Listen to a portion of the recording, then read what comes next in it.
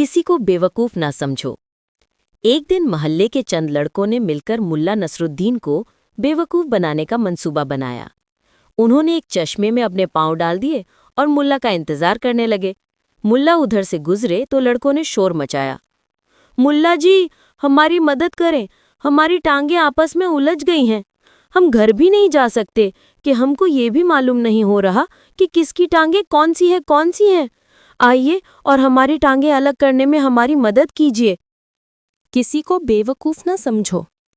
मुल्ला नसरुद्दीन ने लड़कों की बात सुनी तो फौरन समझ गए कि ये सब शरारत है, मगर वो भी चालाक थे। उन्होंने फैसला किया कि लड़कों को उनकी ही चाल में फंसाया जाए। मुल्ला ने संजीदगी का ड्रामा करते हुए कहा, अरे ओ नादानो, अगर टांगें उलझ गई हैं तो ठहरो, मैं अभी उन्हें अलग करता हूँ।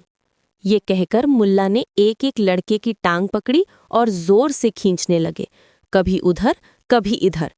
लड़के दर्द से चीखने लगे, मुल्ला जी आहिस्ता, अरे ये तो मेरी टांग है, ये तो मेरी थी। मुल्ला बोले, तुम्हें तो अपनी टांगों का पता ही नहीं, अब बर्दाश्त करो। आखिरकार मुल्ला ने सबको पानी से बाहर निकलने को कहा। जब सब बाहर आ गए तो मुल्ला ने कहा, देख लिया, अपनी टांगें पहचानने के लिए किसी मुल्ला की नहीं, अक्ल की ज़रूरत होती है। और दूसरों को बेवकूफ़ बनाने से पहले सोच लिया करो कि कहीं खुद ही बेवकूफ़ ना बन बैठो।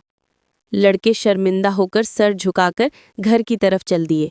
मुल्ला मुस्कुराकर आगे बढ़ गए, क्योंकि वो जानते थे कि आज उन्होंने एक नहीं, कई शरारती दिमागों की अच्छी तरबियत